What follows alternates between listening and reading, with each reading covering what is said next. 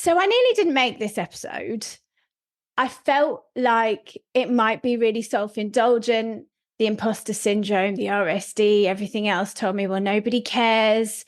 Everyone's suffering. Why are you going to go out and talk about your diagnosis when people are desperate to get them? And then I remembered that that's literally why I do this podcast, is because that's what I'm fighting for. That's the change I'm pushing for. And actually, I hope people will find some of the information in this collection of blethers useful.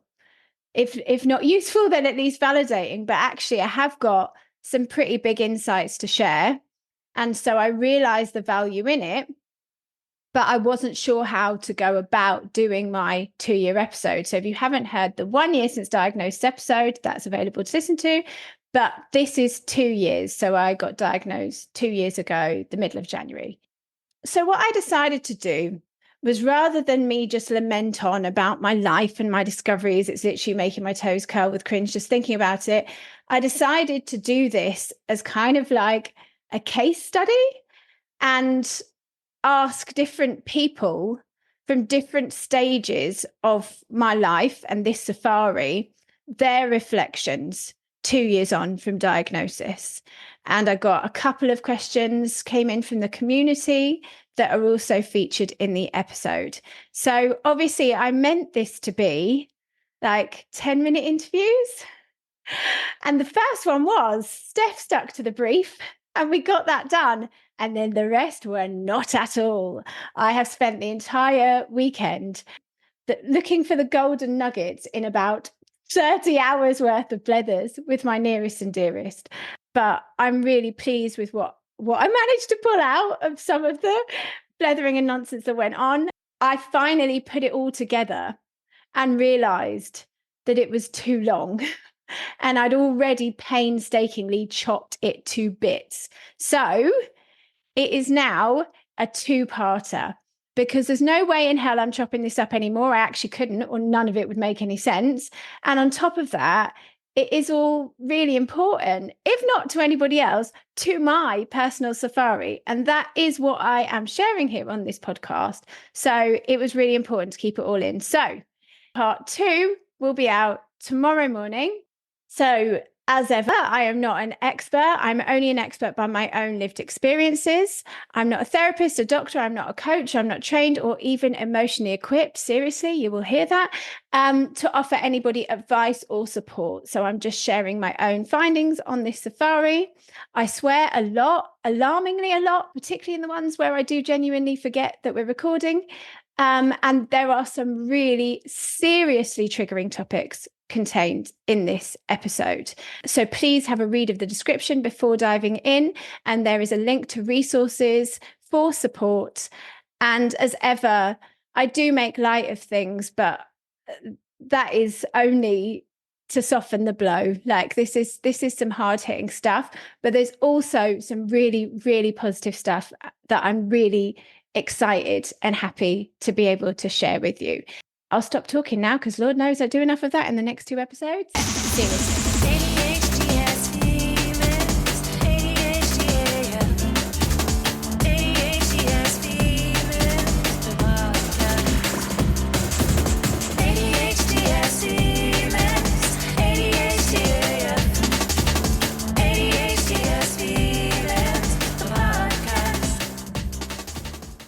I have one of my lifelong friends here, Stephanie, who is Steph of all the discos. And Steph and I have spoken in the past in a previous episode recorded back in December 22 about how our friendship just fell to pieces and we had a really difficult couple of years where we didn't speak.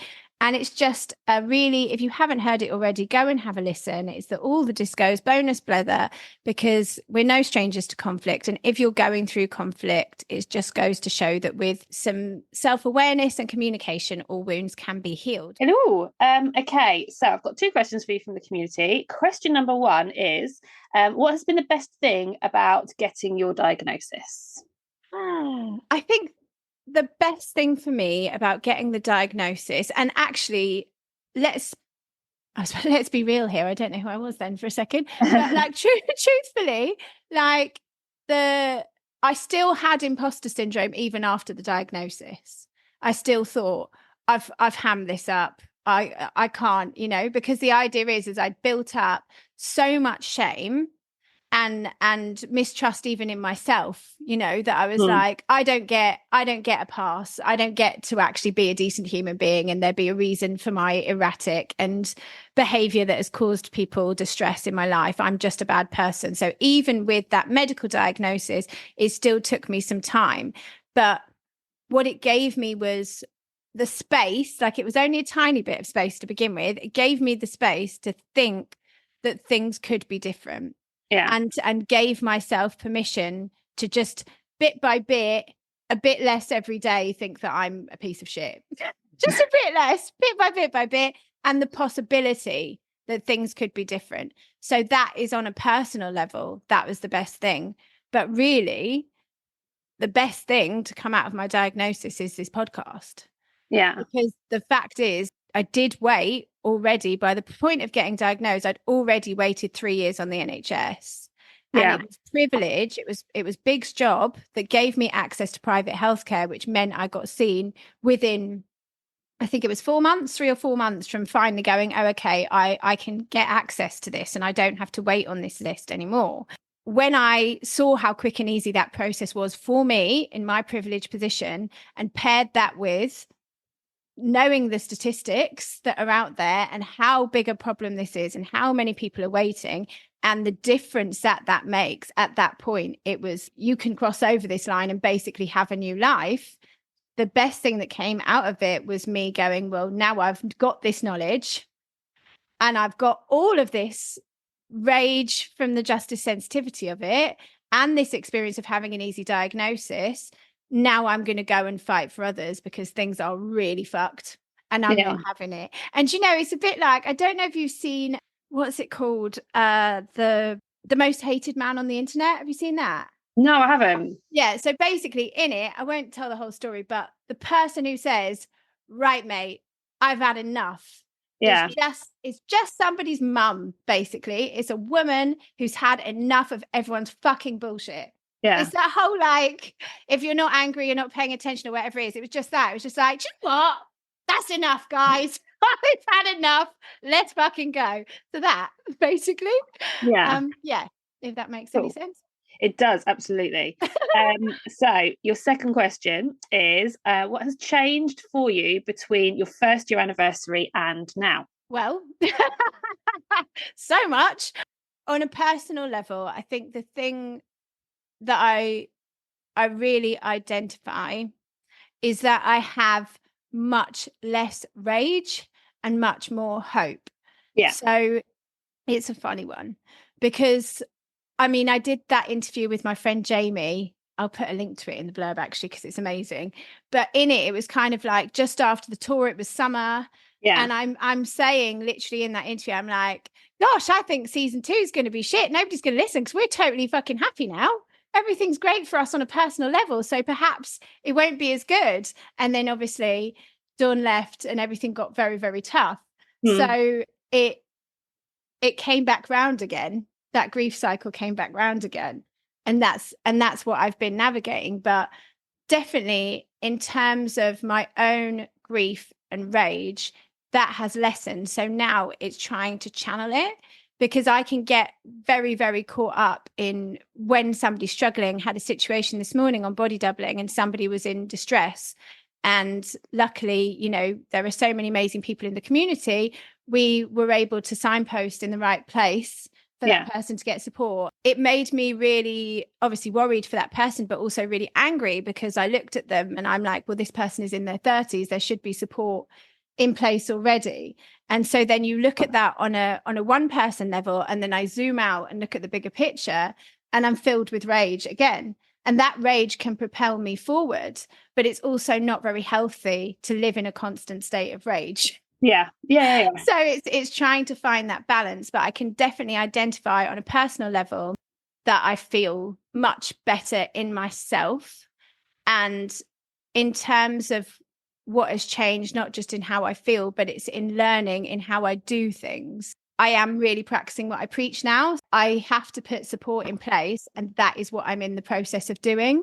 Yeah. And had I not have taken some time to do that, it probably never would have happened, because I'd have just kept running on the hamster wheel and never have got any kind of support. So I feel really hopeful that this whole idea that I have of how we support ourselves as ADHDers, it does work, and I'm putting it into practice, and it's all going to be good.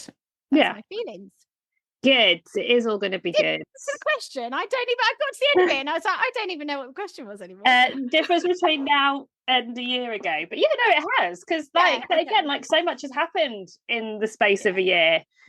Especially towards the later half of the year and things that, my God, like, everything you've achieved in the space of that last year, like 2 tours, successful podcast. I know it was going for more than a year, but it's just going from strength to strength and everything that's being built on. So I think it's been really, really nice for me personally. It's a good thing, because it works both ways, is that doing the live shows has tapped into something in me. So as you know, I spent my youth on a stage, and actually I don't feel stage fright, and I can speak, and I just like being around people and being in creative spaces with music and energy and all the rest of it. And that G's me up. It makes me feel good. Whereas I think definitely this time last year, it was all computer based. It was all everybody suffering, writing letters to the media, fight. And so now to have a positive space out of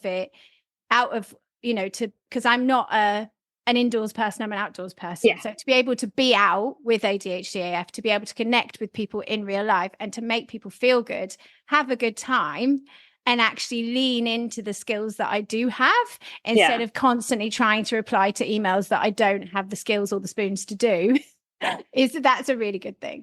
So we were just going to touch on childhood. I was trying to think back to how we were growing up. You were always the one that, if you'd be Should the one say out, ringleader, front and centre. I was going to say, want in your corner on a fight, but not for like a physical fight. But if someone was having a go, you would want can you speak to Laura for a minute, please? She will put you in your place, and then I'm not going into like our conflict or anything else, but actually the resolution of that happened around about the same time you were trying to get your diagnosis and things, and it helped in such a way. But I was really keen to learn more, and I was really keen to support and understand, because the conversations we would have post that, you would say to me, well, I absolutely think that this happened because of this part of the diagnosis, things like masking and all that kind of thing. And having never really heard that term before that point, understanding it, it definitely helped and allowed me to learn more in order to support you going forward. Isn't it obvious now? Now you've got your diagnosis. I think that's what's so funny. I was just walking along this morning. I was thinking about my dad and how much like my dad I am. I look like my dad. We're very, very similar. And I thought, for such a strange creature, hilarious, weird and wonderful man that he is, like, to be like him, but also be a woman. What a lot that is to take, actually. But my mum always says, I can't remember the exact expression, it's something like, show me the kid at 5 and I'll show you the man at 50, or some kind of expression like that. And it is quite funny to look back and think that I was always the one trying to get people out. I was always the one dressing in really bright colours and garish things and trying to get us all to dress up and all the rest of it. And I was always the one that was outraged by things and like, you can't speak to my friend like that. But justice, sensitivity and all the rest of it. Ridiculous. What do you think the creation of ADHD AF, what has that meant to you? It does help me to understand you better, and I think the world better as well. Now I can speak to other people that I know or I don't, or I come into contact with, and it just kind of gives you that space to stand back and be a little bit like, okay, let's have a little bit more understanding about that. Well, thank you for everything. We've got some very exciting plans afoot, haven't we? Oh my goodness, have we? Yes. We'll keep them under our hats for now. I am now joined by my wonderful friend Zahela, who those that came to the Manchester shows will probably recognise. Zahela and I go way back. We're West End girls, circa 2007. Thank you, Zahela. How are you doing? Yeah, I'm good, thanks. How are you? Yeah, I'm all right. I'm all right. I was meant to be interviewing you looking like I hadn't been dragged through a bush and not in my dressing gown, but here we are. Here we are. Well, yeah, we met back in Ibiza days, West End Girls for Life. We were introduced by a mutual friend, a very special dear friend to us both. And, you know, you and I just hit it off. It was like a complete meeting of minds and we hit it off. Today, thinking about that wonderful mutual friend that we did both meet through. And unfortunately, we did lose to cancer in June 2021. I think it's quite poignant that, you know, the question I'm going to ask you today is relevant to that. Yeah. In the 1 year since diagnosis episode, you talked a lot about grief, not just the late diagnosis roller coaster, but bereavement in losing your best friend to cancer and how this tragedy is one of the driving forces behind ADHD AF. Do you feel any differently about things now? Yeah, it's really funny because I actually listened back and I was really shocked. Like I knew in myself that I had turned a corner with the grief, and I'll tell you why in a minute. I've got a little grief hack that's helped me massively. But I couldn't believe the words I was saying. Like I literally say in them, like the way that I felt when he was diagnosed with cancer, that remains the same forever. Like I did fall to my knees. I did say, please take me, give him a chance, you know, all the rest of it. And I'm never going to be all right with it. And like I said in that episode, it's not just because I miss him terribly and it's a great loss for the world, but because it's just not fucking fair. No. And so I do still feel that justice sensitivity. But what's interesting, I literally say in it, if I'm never going to be happy again, because I'm so heartbroken about this, I have no happy times because it always creeps back in. If I'm never going to be happy again, and I'm waiting for my number to come up because I can't believe, and thankfully a year later, my other friend who is fighting stage 4 cancer is still going. So that's amazing, yes. Right? But with both of them getting very serious cancer, I sat there a year ago and I said, yeah, if I'm never going to be happy again and my number could come up any day now because how is it them and not me, then I just have to keep fucking going and pushing because this all has to be worth something and I could get my number any day now and this all has to matter and I have to, you know? Yeah. The absolute desperation in me, it really was survivor's guilt. Like I had really, really terrible survivor's guilt.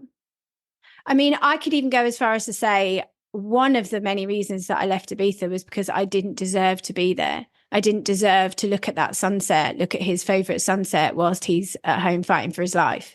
That was one of the reasons. I can say that in hindsight, obviously.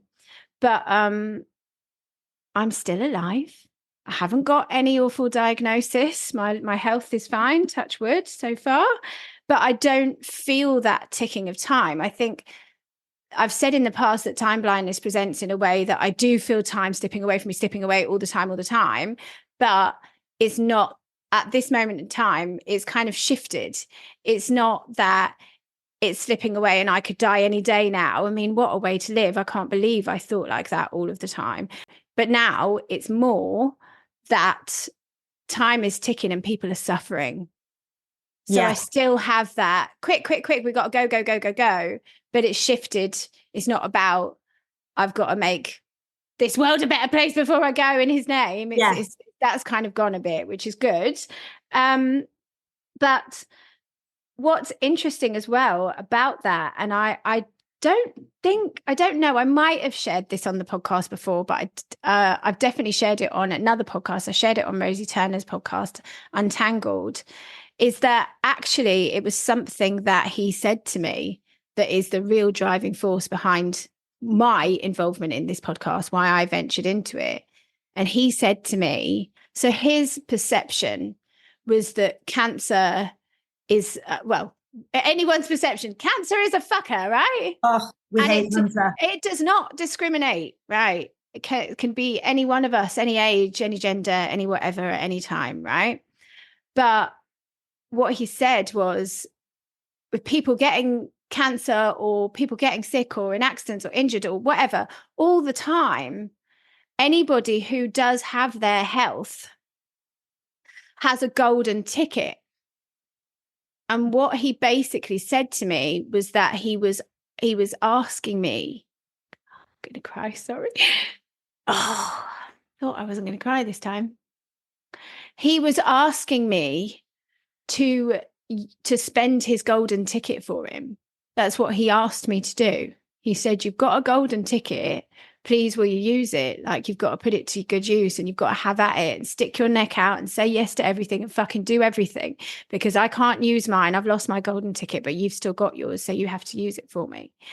And that is what I've been doing. That's literally what I've been doing.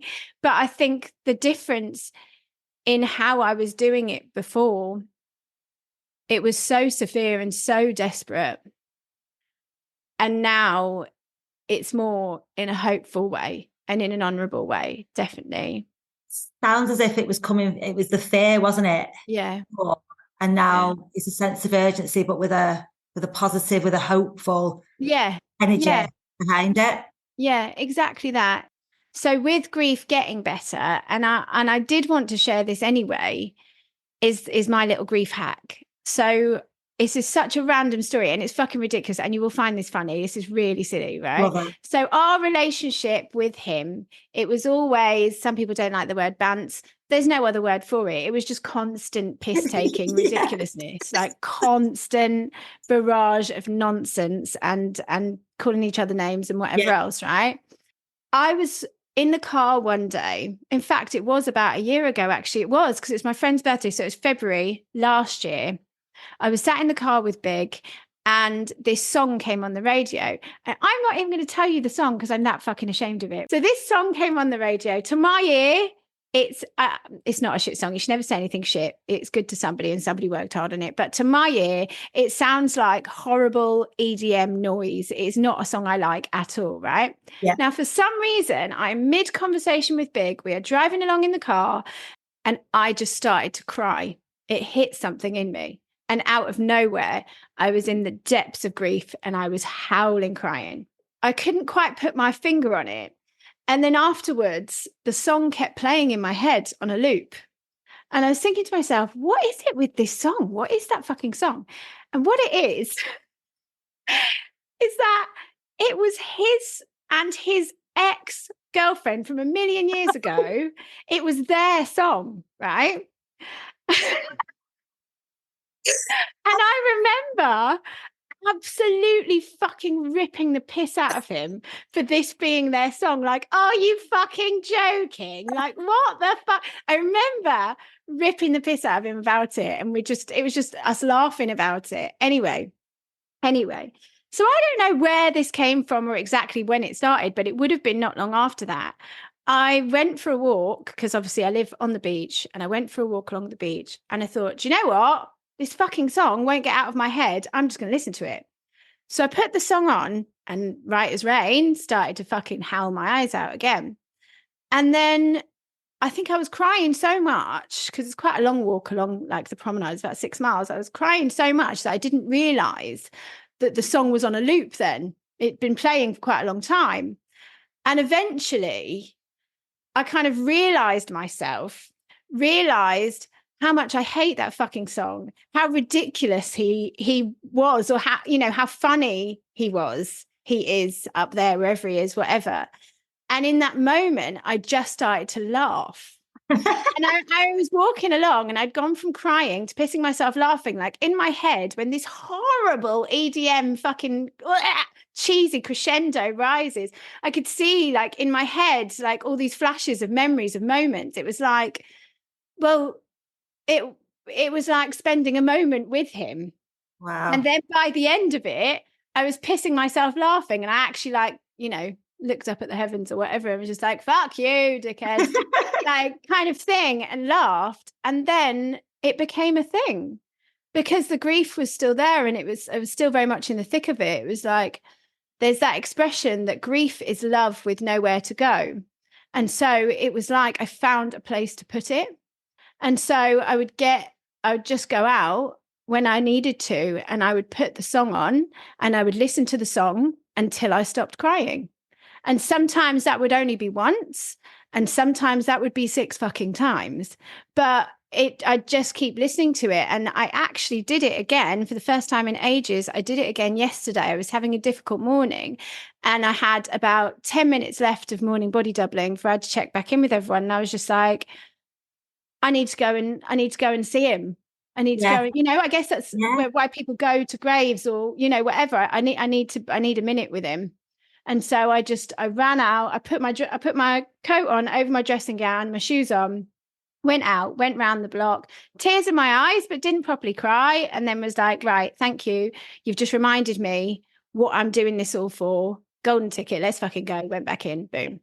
So I found somewhere to put my love, and the fact that it's funny, and the fact that all we ever did was rip the piss out of each other, the fact that when it comes back down to the fact that I'm still ripping the piss out of him is fucking perfect, Oh, absolutely love it. I can just put myself in that moment and imagining you ripping the piss out of him like we always did, didn't we? So I think that's just amazing that you've found that special way to sort of have those moments still with him. That's fantastic. Yeah, it really is. It means a lot. It feels good. I still, devastated about it. I still have my moments, and I will do forever. But yeah, it's nice to see how far I've come with it. 100%. When I came to see you that time in Manchester, I had just been diagnosed. So that was 2 years ago from now. Yeah. So I'd just been diagnosed, but I hadn't started medication yet. And do you have any reflections, having been such an intrinsic behind the scenes person of ADHD AF? I've been thinking about this, and obviously I'd seen you in not in your best place, not the person that I'd met all those years ago. And then, of course, you got the diagnosis, and I didn't even really know anything about, ADHD. And obviously you were so happy just to have finally found, like, what is this? What's been going on? What's been going on? Obviously then you started the podcast, and I just saw you go from strength to strength. And I think the one thing for me, I always looked up at you as, a trailblazer from the minute I met you back in Ibiza. You have always inspired me, and you genuinely have. I've always been in awe of your creativity. Stop it! I'll pay you later. Yeah, you can pay me later for sure. But I have, and like I'd always come back to my friends in Manchester and be like, oh, my friend Laura, like she started her own business, like look at these amazing headdresses she's done, look at the creativity. But now I'm kind of saying to my friends, hey, this is my friend Laura, look at all these beautiful things she's doing for people around the world. The other thing I was reflecting on was back in the Ibiza days, and then the years after, how you would always bring us together, the group, whether you were organising someone's hen do or whatever it may be, whether it was when you were coordinating the letters that we all sent to our friend when he was ill. But now you're still doing that, but now you're bringing people together with your community, this community that you've created. So it's funny for me that I've just sort of, what I've always seen from you is like, it's just been channeled and sort of just grown into something amazing with ADHD AF. And yeah, we're all just super proud of you, and it's just amazing. Thank you. So kind. Just thank you for putting up with me when I was, really, really not okay. Yeah. Because it's not, the face of how badly I was struggling was and it was a stark contrast to how things had been, or at least how they'd seemed to be. So thank you for always being there through thick and thin. If you're finding this podcast helpful and you're in a position to do so, please join our Patreon peer support community via the link in the blurb of this episode for unheard bonus and full interview video content and behind the scenes exclusives, including a next guest spoiler and first dibs and discounts on our handmade and ethically created merchandise and apparel and live events tickets. Also blogs, vlogs, live community Zoom blethers, monthly advice from an ADHD coach, body doubling and access to our Discord, filled with literally like-minded legends from all around the globe, including ourselves, who totally get it, who you can lean on, learn from and blether with any time. Because the only people who know what it's like aboard the late ADHD diagnosis roller coaster are the other passengers. Ashley is one of my favourite people in the whole wide world, and we've worked together on the Emporium of. Our paths have crossed many times over the years. We met in Thailand. We were doing our dive masters at the same time on Koh Tao in Thailand. Yeah. So we were diving. I remember that first dive where we met. But I think it's quite funny because you were also my first ever Hathor customer. You bought one of the first pieces I ever made.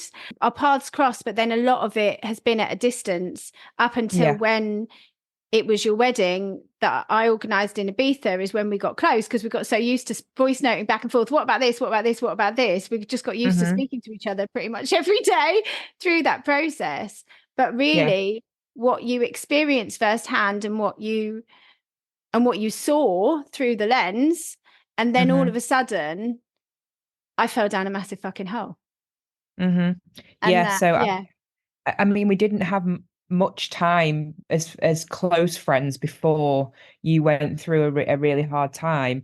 But, you know, I think what's interesting is that obviously you were masking all through that process because you were in a role, like you would, aside from the fact that you were masking, it was a job that you were doing. Although we were friends, you know, were our wedding planner. So it was a big thing that you were doing for us. And, you know, you had to be in this happy, upbeat, excited headspace for the sake of me and Sam. And it was a shock, I think, because you were this, like, the happiest person that I knew, really.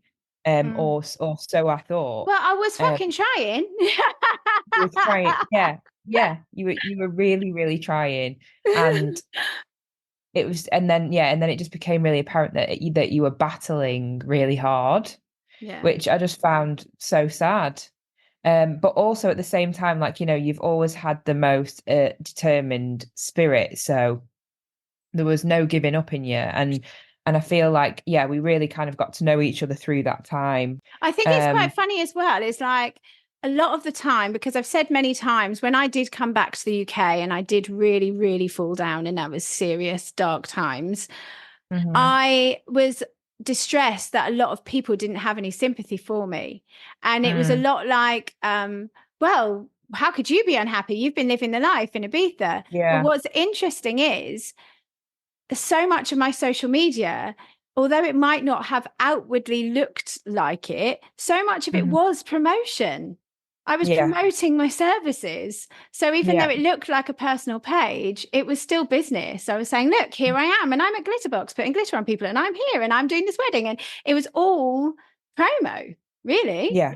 And that's so your then brand. it was like, Yeah, so you can't be like, oh fuck, you know, everything. I'm having an internal crisis. So you're the bells of the ball. You and Sam are DJs on coastal radio in Blackpool, and you've also got Back to Her House. That's right, isn't it?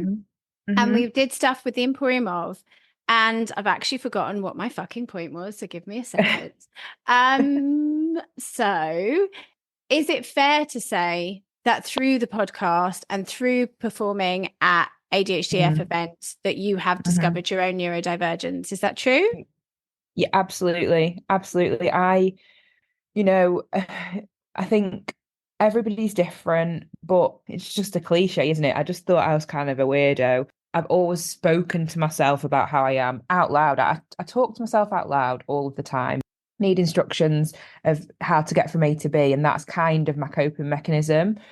And so that's like the little quirk that Sam first noticed, that was like, you know, are you self-aware that do you know that you're doing that? And I was like, yeah, I totally know I'm doing it. I probably don't know how much I'm doing it. But all of these little things that you know, throughout my life I've just put down to being me, but never told anybody about. And there's absolutely mounds of them. Yes. So many things that I just thought, fucking hell, it is so obvious to me. But having listened to the podcast, so obviously at first I listened to it to support you and to understand what you were going through. And, you know, within like 3 or 4 episodes, I was like, started to feel a bit alarmed. Like, okay, yeah, but no, that happens to everyone. No, but that also happens to everyone. But then it was like, well, yeah, but that doesn't, and that doesn't, and that doesn't. And I remember the first time I suggested it to Sam, thinking she was just going to poo-poo it, and she was like, "Yeah, that's kind of you." First, I just thought, well, that's really interesting because that makes me feel okay. That makes me feel a little bit calmer, knowing that like I'm not just like a fuck up in a lot of ways. Whereas now, if I know I've got a piece of work to do, I still know that I'll do it the day before. Yes, that's a given.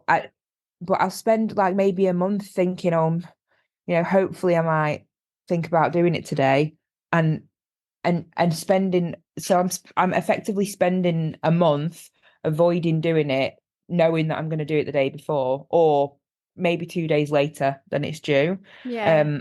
And it sounds so ridiculous, and trying to explain that to Sam or to anybody else is like, because it's like, well, don't fucking do that then. Just don't do that. Fucking do that. Just don't do it. Don't do it. But the good news is somebody Yeah. got their diagnosis last week. I got it last week, and I got my letter through for what, you know, the psychiatrist has sent to the GP yesterday. So reading that was very interesting. So obviously when I went into that appointment, we'd had a long conversation beforehand. What I found fascinating about that was about our conversation was that you told me things about myself that I hadn't even fucking thought about, that you had noticed. I was feeling really bad. I was like, I really want to support her, but I also don't want to upset her by saying things that I shouldn't say, you know? Oh my God. Honestly, Laura, I was like, shit me, because everything was true. But I've just thought it so flippantly. I've been so flippant about, you know, all these things. Like, oh yeah, well, I did this, and I'm like, and to be fair, you know, I was really emotional, but I do feel relieved. Yeah. Actually, the things that are frustrating to me about myself, and the things that really, really trip me up, are not just part of me. It's a thing that can be managed better so that you can have a better quality of life. Yeah, for me and for everyone else around me. Like the clumsiness is like you pointed out, not only very frustrating but also quite dangerous. You know, I had an injury, but I've made it fucking worse because I'm running around on it 2 days later. I'm tripping over it constantly. And I don't trust myself because I am so clumsy to not do it again. So I've that kind of clumsy, that's what's so frustrating. I can't get a grip on it. I'm dropping things all the time. I close the door on myself. I'm stubbing my toe. I'm tripping over myself. I trap my finger. It's just constant. I know that I'm clumsy. I know that I always have been. And I used to joke that gravity doesn't work for me. So the only place where I am graceful is underwater. I basically trip over my own feet, right? But one of the many ridiculous things is I can't walk down hills. So I feel like I'm not a mountain goat, like I'm just going to fall. Like there's no gravity holding me to the earth. And when I started taking medication, it was pretty quickly that Big said to me, look at you, just hiking up mountains and running down sand dunes. You didn't even think he said, normally you tiptoe holding on to me or a wall like Mrs. Doyle on the windowsill as if you're about to fall over at any point, and you have just run up something and run down it and not even thought twice about it. So it would be a presence of mind and body, I guess. It's just being... And that's not to say I'm not still clumsy, because I am, but the difference is enormous. Whether it's the presence of mind and body, whether it's the the constant barrage of thoughts are quietened. So you can just be there. Yeah. I feel like that's what I'm really holding on to, the just a little bit of volume control with that noise. Yes. Because that's the thing, Ash, you have to understand that you are always going to have it. The medication won't take it away, but it will help. Yeah. Which I think is, and if it doesn't help, you can try other kinds of treatment. But I'm glad that you're trying, and I'm so glad that you managed to get Psychiatry UK, because I'm not sure if you know exactly how long the wait is just on the NHS where you are. I know at one point in Manchester it was 6 years. I don't know about Blackpool. Yeah, I've heard similar.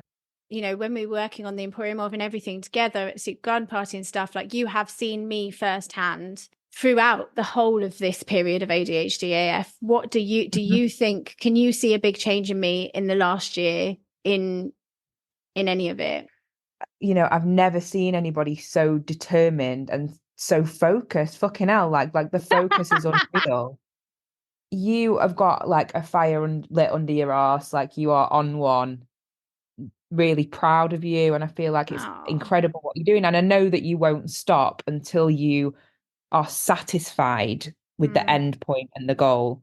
The difference in you is that I feel like you can totally, like, there are times when you can just be completely at peace, like, and that may be something that wasn't there before. But aside from that, like, obvious calmness, which I see the most when we're in Ibiza, like that is when it comes out. That's when you are at peace, really, and are able to completely just switch off from everything else that's going on. I'm going to talk about this now. We'll save this for another time, but you are massively helping behind the scenes to bring this to the next chapter of ADHD AF. And I think that has all been part of it. The support that I've felt around me is actually now, yes, I am determined and I'm not going to stop, but I also realize that I can't kill myself doing it.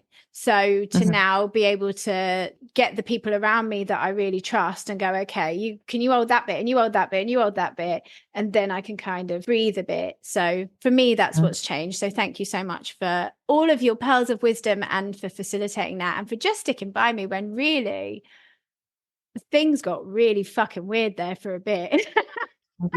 I was not all right, and you stuck by me through all of it, so thank you very much. I think it's funny, I just remembered then the party that we came to, so it was your and Sam's birthday party, was when I'd just been diagnosed, and I remembered that I had picked up the meds and I decided not to take them because I wasn't going to be at home, so just in case anything happened I wouldn't take them. But I remember the place I was at mentally then for your birthday then, when we were all dressed up in love hearts. And I genuinely feel like a completely different person now. So I'm very excited for you.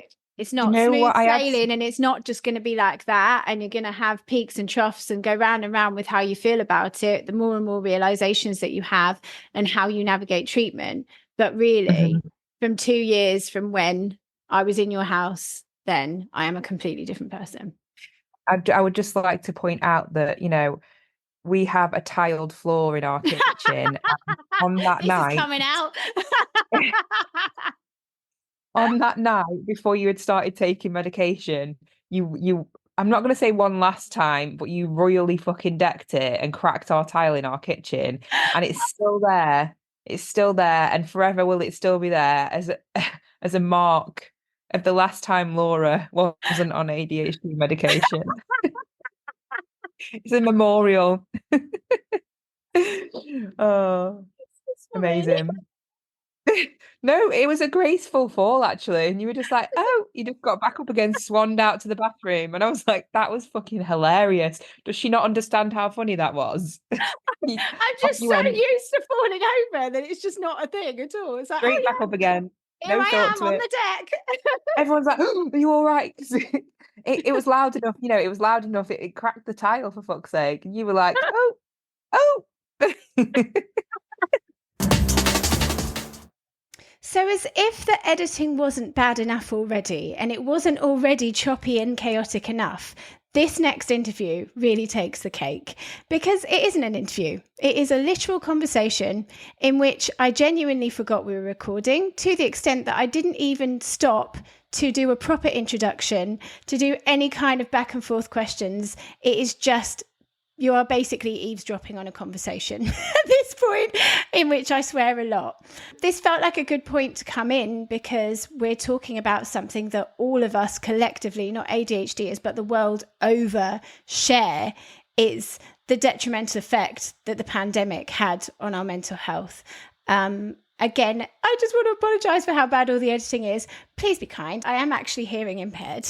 I'm doing my best. But this really is a very special blether with a woman called Kat Owens, who is such a legend. If you're not already following Canny campaigns, you should. She is, what would I call her? The Grand High Queen of Activism and Advocacy of ADHD AF. It's a working title. Enjoy. It just all feels too surreal. And so then to go from all of that to end up here, to then for this to happen, it to be a success and to be on tour, I can't get my grip on reality. I don't think I ever will again. I'll never be able to get my grip on it again. It's lost me now. I'm not like I've disassociated and like I'm watching a film, like I'm having at it. Whatever the fuck this alternate reality is, I'll fucking have all of it. Thank you very much. But it is all just too fucking weird for me. I know when I sit here in all of this, I know that none of this will last. And I don't mean the podcast. I just mean that that's the only thing certain is change, right? So I'll sit in this moment of absolute fucking lunacy and I'll look back on it in 6 months like, fucking hell, do you remember when that happened? Because that's literally how the last 3 or 4 years of my life have been. Yeah, so it's a funny one, isn't it? Of like the last few years have been so random, and for me as well. So even before diagnosis, I don't know about you, but I knew for quite a long time because I was on other like the NHS waiting list for a long time. I think you were as well, weren't you? And then you moved. So like kind of you get your head around that, don't you? And then you have the diagnosis, and that's a big change. Because you think you've got your head around it, but you're still thinking, am I just a shit person? Yes. And which obviously we both are. And then you get to diagnosis, to D-Day, and you're kind of shocked because it is confirmed. Yeah.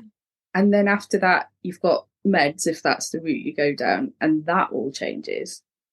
And so all of this coming after the pandemic and everything that had been happening to you, moving and all these things, it's amazing. It's actually amazing that you're as functional as you are. Well, honestly, like I think, but there's another bit that you missed out of all of that. It's like, get settled on the meds. Obviously, then we have med shortages. Oh, so God, throw that one into the mix. But also, my womb decided to pack up and had to go on HRT. Oh, so yeah. So there's all that as well. Loads of shit's happened and it just keeps happening. This extreme highs and lows and just surreal fucking shit going on left and right. It's like every single day, like since the pandemic almost. Since that first day, I wake up, I'm just like, where am I? What's happening? Did that really happen? And what the fuck's coming next? It's literally how it feels. It's never stopped. It's literally how it still feels. Yeah. I don't know about you, but with time being basically soup to me, it's kind of like, well, when did that thing happen? And how long is it going to be till the next thing happens? I'll tell you what, you've just reminded me of something really funny. So Big always pissed himself laughing about this. So when I lived in Ibiza, obviously I was always out and I was in like swimwear or like ridiculous sequin wear to work in the clubs, whatever. So I didn't really wear bras, really. No? Not much. I was in bikini, swimsuit or some little dress. You wouldn't wear a bra, whatever.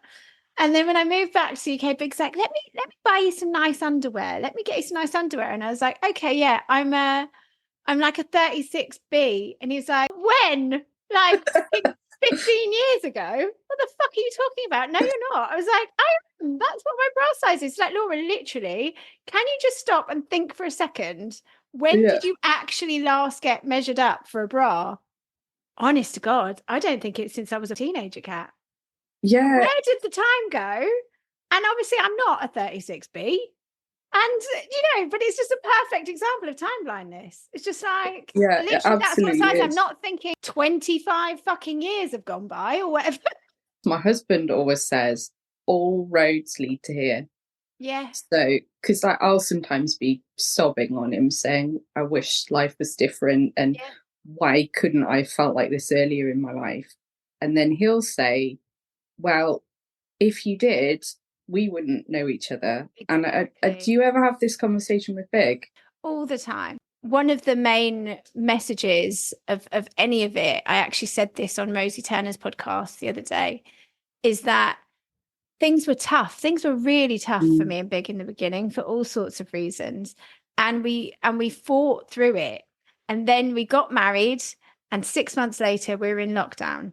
And then we moved to Scotland. And then I got diagnosed. And then. And it's been relentlessly hard for the entirety of our relationship. But it's like, I really believe now that the phrase that I used on Rosie's podcast was, your best days are not behind you. And there was a time when I really thought they were. Like, I really didn't think there was anything good ahead of me. I felt like I'd wasted or ruined or had destroyed any opportunity. All of the good things in my life were gone, and that all that lay ahead was just awful and no point in being here anymore. And now I do not believe that at all. And that, again, is part of my driving force. I think the thing is, like, you knew that something needed to change. Yeah. This was after discovering that there was no Topshop anymore on the street. That always sticks with me from your shows. Hey, I tell you what, that was the end of days, that. I know. So it's like, well, we may as well just crack on and try and make things better, really. But this world is fucked. There is no more Topshop.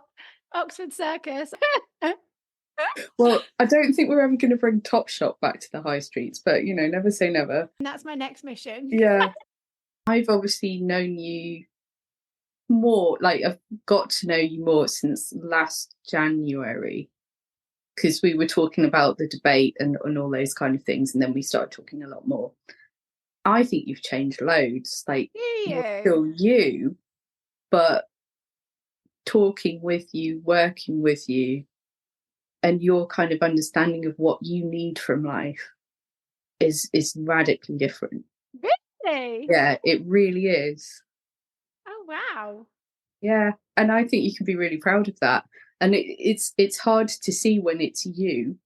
Yeah. But obviously, kind of between us, we've kind of gone through some, like, difficult things this year, but it makes you sort of reevaluate what's important in, how you communicate with people, what you prioritize, if we can prioritize. I think that's all really important in terms of thinking about where you want to go in the future with the podcast and everything else it entails. Yeah. That depth of understanding is growing all the time.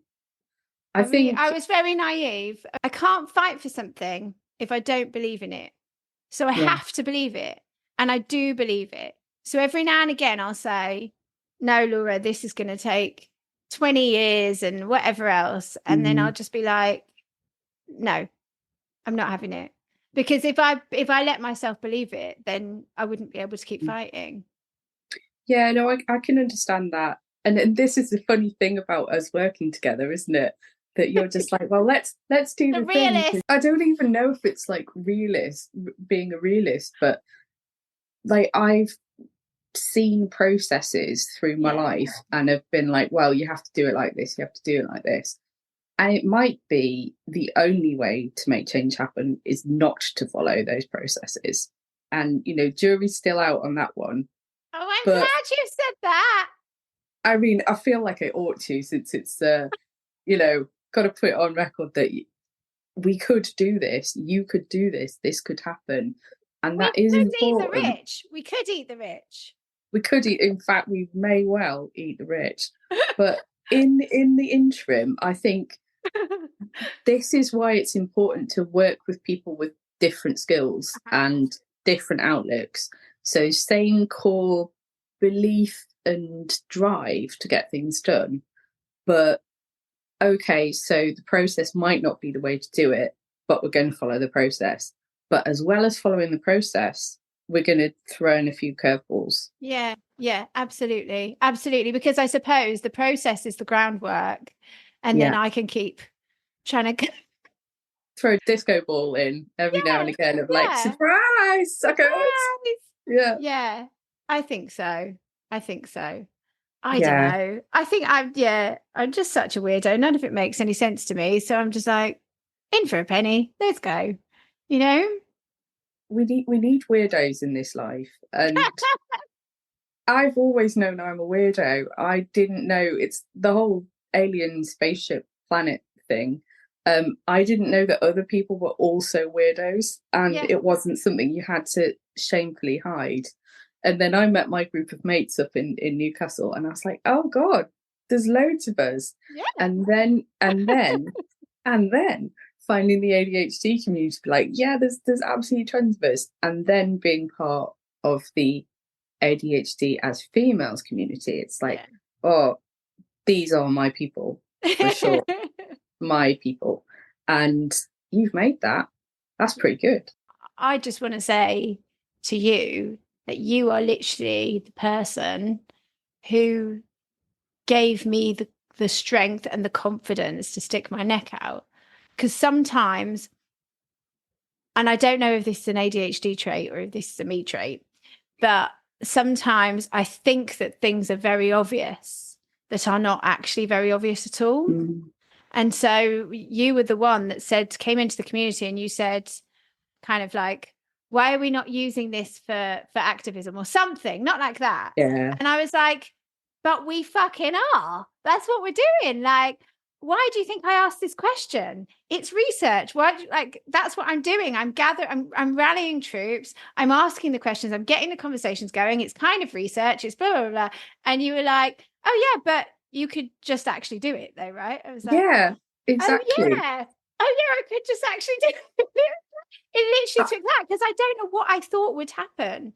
I thought that being a woman, you know, there's nothing this world hates more than an angry woman. I was pushing 40. I just thought everyone would be like, fuck off, you know, love kind of thing. And so I think I felt like I had to kind of tiptoe my way in, and you were just like, oh no, we can just fucking burn it down. Let's just do that. Yeah. But I could hear and see all the things you were doing, and it was activism. Yeah. Touch. And I remember getting a message from you saying, do you want to talk next week? And I was just like, what? What do you mean want to talk? You're famous and everything. Why would you want to listen to me? Never fucking no, I'm some weirdo sat in a fishing village on Aberdeen Beach, love. Definitely not famous. And I'm a weirdo sat in Newcastle thinking about loads of angry thoughts, but we could share the angry thoughts and make them productive. Yes. And we did.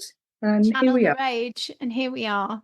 Exactly. Well, thank you very much for everything. And I'm very excited for all the things that we are going to achieve in the next year. Absolutely. And thank you for having me on board the mothership. So very, very lucky to have you. Right. So that's enough for now. I'm sure you're probably absolutely sick of hearing my safari. I don't know how anybody listens to my voice, but do you know what? Having seen how far I have actually come with all of this, which is even more apparent in the next installment, I'm going to try even harder to practice what I preach and not apologize for taking up space, which is what so many of us do.